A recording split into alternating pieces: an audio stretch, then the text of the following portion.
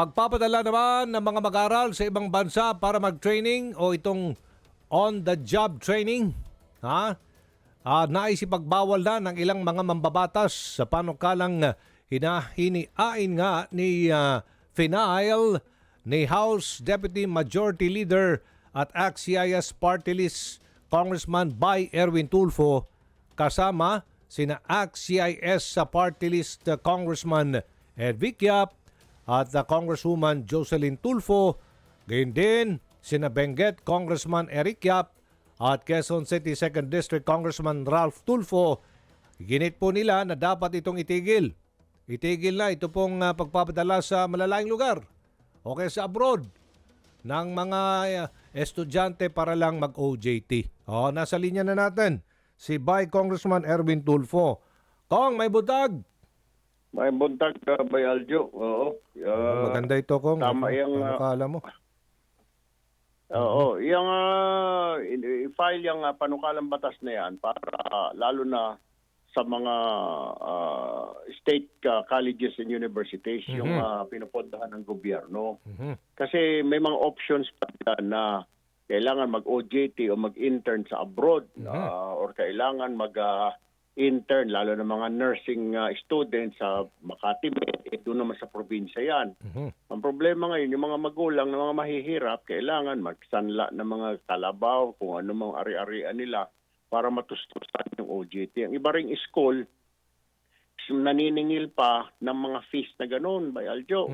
Kaya nga nag-aral yung bata sa public school para makatipid sa tuition. Kung sisingilin mo ng gano'n, binibigyan ng option. Yun ang problema dyan, Bayaljo.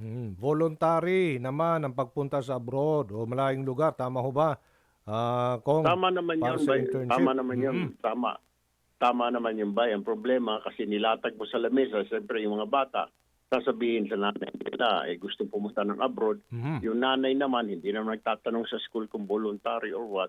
Ang ginagawa, sasabihin lang, kailangan ko pumunta ng abroad para makagraduate. So, yung kawawang magulang na mahirap lang, gagawa ng paraan para masiguro na ma-fulfill. Sasabihin ng bata, ito requirement kailangan pumunta sa abroad, lalo na kung ang kurso ay tourism o HRM or culinary. Ang kawawa lagi yung magulang. So, alisin na ng mga school ang opsyon na mag-OJT ang bata sa abroad o malalayong lugar. Lalo pat kung ito ay isang state college talaga o university. Tama naman. Exactly. Kasi kawawa yung mga magulang, Bayaljo. Okay sa mga bata, pero yung magulang kailangan isanla nila. Kagaya, nagre-reklamo na rin si Eastern Samar Governor Ben Ebardon na may mga magulang lumalapit sa kanya na nangungutang. Yung iba, sinasanla yung mga lupa sa kanya para pantustos makapunta sa abroad. Ang problema kasi, Bayaljo, lalo dito, kahit dito sa, wag na tayo lumayo, dito sa Metro Manila, may mga public school dito, colleges, universities. May mga option na magtrabaho as waiter, waitress sa California, OJT, dahil part ng curriculum nila HRM, o mga nurse, pupunta ng mga Maryland, mga kung saan-saan, Switzerland. Kawawa yung mga magulang. Bakit nga ba may bayad ang internship? May tanong dito, Kong. Ang tanong kasi dyan, may mga kasama, grupo sila, grupo ng mga nurse, 10. Kasama pati yung teacher o professor. Yung mga bata ang namamasahe sa mga teacher. Yung mga bata ang namamasahe sa board and lodging ng professor. Yun. Kaya kailangan talaga maimbestigahan ito, magkaroon ng mga hearing, at tatawag tayo ng mga resource person, mga professor, mga eskwelahan, para malaman natin ano ang dapat gawin para maiwasan na itong mga additional expenses or cost sa mga magulang, lalo na yung mga mahihirap na pamilya. Tama yan. Malaking ginawa ito sa ating mga magulang para maiwasan ang malaking gastusin, lalo na yung mga mahirap nating mga kababayan, Kong. No? Yan, Tama ba? Hindi naman, alam mo, ang isang bata, wala naman sa eskwelahan yan. Wala naman kung saan siya nag-OJT, kung magaling siya. Kung magaling siya at magaling talaga, nasa bata yun na talagang from the very start, magaling na talaga siya kahit saan eskwelahan mo siya ilagay. Talagang magaling. Yun. So, nasa bata yun, nasa estudyante kung talagang magaling siya. Hindi sa eskwelahan. Kaya yung sinasabing, dadalhin sa abroad para mas lalo maling kalukuhan yan, Bayaljo. It's just a requirement. para ma-fulfill. Pero pwede naman gawin dito, di ba? O Oo. kagaya dyan, sabihin natin, for example, dun sa atin sa Davao, Davao. bakit pa pupuntahin mo yung anak mo dito yung mga bata sa Maynila para JT. training as nurse sa mga malalaking ospital dito, mga St. Luke's o mga mga Makati Med o Cardinal Santos o yung mga HRM doon galing sa Davao or Zamboanga, magte-training sa mga Okada, sa mga Soler, pwede naman doon. May mga hotel din naman doon by Aljo sa Tama. kanila mga probinsya. Okay. Ilang eskwelahan may bayad daw ang internship, itong OJT, on the job training ng ating pong mga mag-aral. Sa mahal ng ilan dyan, ilang magulang ay hindi po alam kung saan kukuha ng pambayad. Nasa linya si Eastern Samar Governor Ben Evardone. Governor Evardone, magandang umaga. Sa ngalan po ni Kong Erwin Tulfo, Good this morning, is Aljo Good Bendi. morning, Opo. Kong Erwin. Opo. Good morning po sa mga panood at tagapakinig natin.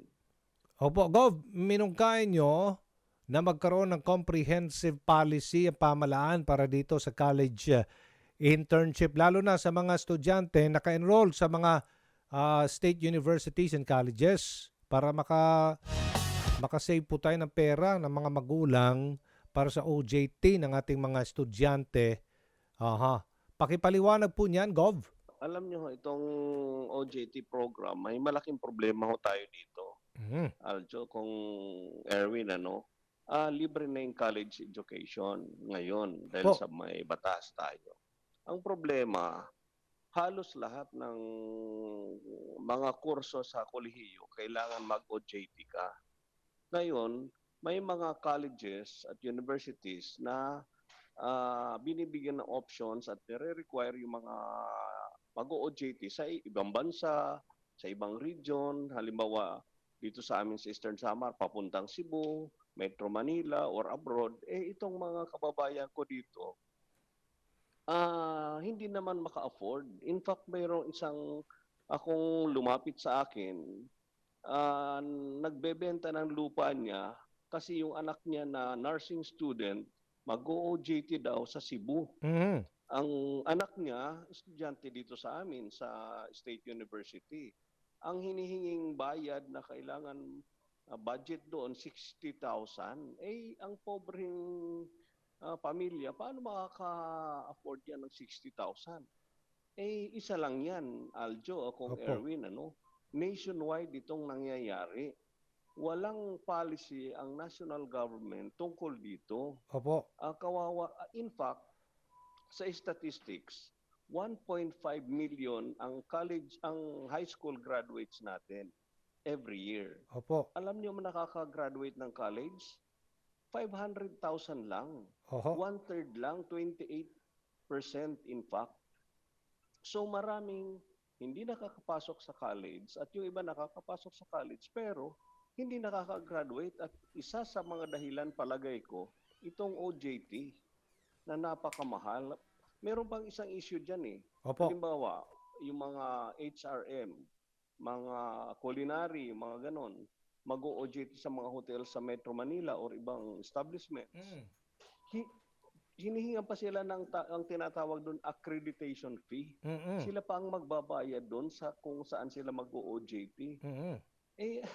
Ano namang klaseng yan, 'di ba? Policy na imbis na makatulong sila kasi additional manpower sa isang hotel, sila pang hinihingan, ganun.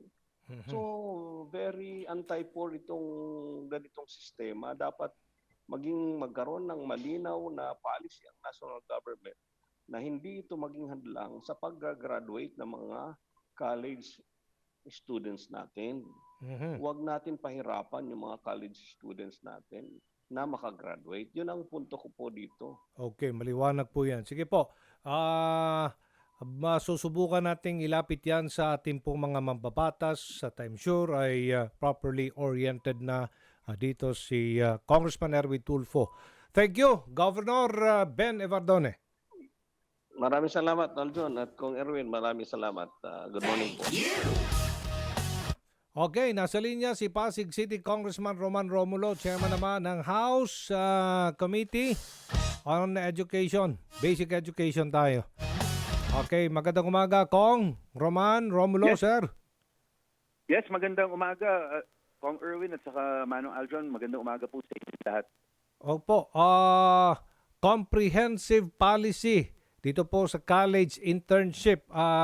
Ano pong take nyo dito, Kong? Alam niyo, Sir Aldron, alam mo, tama po kayo, no? Dapat po talaga na muli pong tingnan po yan at i-revisit at tingnan po kung paano po yung paglatag ng patakaran na yan. Kung maalala po natin, nung I think mga more than 10 years ago, ay naging issue na rin po ito eh.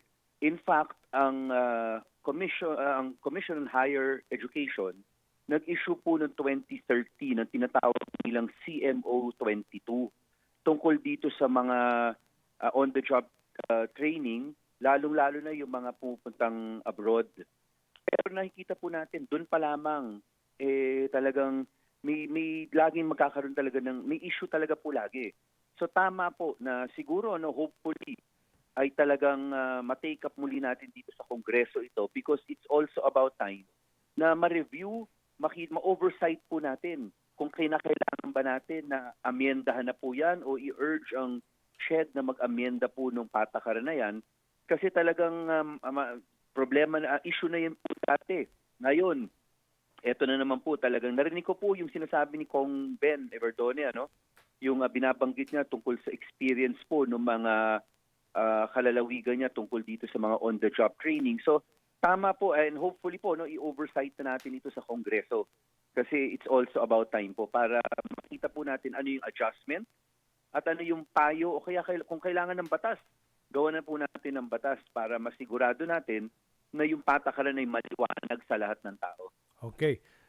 Sana nga at yan po ay ma-review sa Kongreso upang maiwasan ang pangungutang, pagbebenta ng mga magulang ng kani-kanilang mga ari-arian para lang makapag-intern sa iba't ibang lugar ang kani-kanilang mga estudyanteng anak. Thank you po, Congressman Romulo. Good morning. Yes, salamat rin po at anytime po, sabihan niyo na po ako. Thank you po. Attorney Cindy Haro ng SHED nasa linya. Attorney Haro, good morning. Good morning po, Sir Tulfo at so lahat po na nakikinig ng inyong programa. Magandang umaga po. Opo, ano naman po ang masasabi ng SHED dito po sa comprehensive policy regarding internship? Kasi nais yata ng butihing Congressman Erwin Tulfo na ito po'y libre na at may opsyon ng mga estudyante na hindi na pupunta sa Maynila, halimbawa nasa probinsya siya o kaya sa mag-abroad para makatipid naman sa gastusin pagdating sa OJT. Attorney Haro, ano po ang inyong masasabi? Actually po, sa rules po ng Commission on Higher Education, ang student internship po, whether locally or abroad, ay hindi po, especially po pala, the internship abroad, ay hindi po ito mandatory. Ibig sabihin, hindi po requirement ito ay voluntary lang sa estudyante at yun din po sa eskwelahan kung gusto po nilang mag-participate. At may mga, actually strict po yung requirements namin for institutions who may offer student internships abroad. Okay, so may option. Opo, option lang po talaga po yon, yung Okay. internship abroad. Nakikinig po ako kanina at sinasabi po ni Congressman naman na may mga eskwelahan na baka ginagawang mandatory. Actually, dapat po siguro sabihin talaga sa amin i-report po sa komisyon. Kasi hindi po talaga ito mandatory, lalo na po yung student internship abroad. Okay. How about yung malilibre na ang kanila pong gastusin sa OJT, lalo na sa mga estudyanteng nag-aaral sa mga state universities and colleges? Posible kaya? Batas kailangan yata niyan, no? Tama ho ba? Opo. Sa komisyon naman po, kasi sa hindi po ba ang mga pag-aaral po ng ating mga estudyante sa kolehiyo ay libre na, although yung mga program-related talaga ay hindi kasama. Kasi under po sa batas po natin, yung Universal Access to Quality Tertiary Education, may certain fees lang talaga nakasama doon, 13 fees. Okay. Ngayon yung mga program-related, hindi po talaga kasama. Kaya po, yung pinapano po nila na gawin na ring libre Kami naman po ay, yun na nga po, susundin po namin ito once na maging batas po ito. Wala naman po Okay. kami concern po dito. Except, I think ang DBM, baka po DBM for budgetary concerns, siguro po, but I think DBM naman po ang pwede magsabi po kung may mga concerns po sila when it comes Okay. to budget. Ang nais yata ni Kong Erwin, tanggalin na, no? Alisin na yung ng mga school ang opsyon na mag-OJT mga bata sa abroad o sa mga malalayong lugar. Na may mga mag-aaral kasi na nainggit sa kanila mga kaklase at pinipilit ang mga magulang na mag-produce ng pera pambayad. Kaya talagang plano ni Kong Erwin, tanggalin na yung opsyon na yan na mag-OJT sa abroad or sa malalayong lugar. Ito po ba ay para sa lahat po ng eskwelahan? Sa Or sa state university- universities at sa colleges state lang po. Gaya, siguro po ang komento po namin dito, posisyon po namin, of course, kung ito po ay magiging batas, wala po kami, i-implement po namin ito. When it comes to our position, kung dapat ba itong tanggalin o hindi, actually, sa ngayon din po ay pinag-aaralan pa po namin ng ibang aspeto po ng internship abroad. Actually po, medyo nabawasan na nga rin po ang nagpapadala ng interns abroad sa ating mga state universities kasi Okay. tinanggal po pa po namin sa agriculture. Sige po. Maraming salamat sa inyong panahon. Attorney Cindy Haro ng Commission on Higher Education or SHED.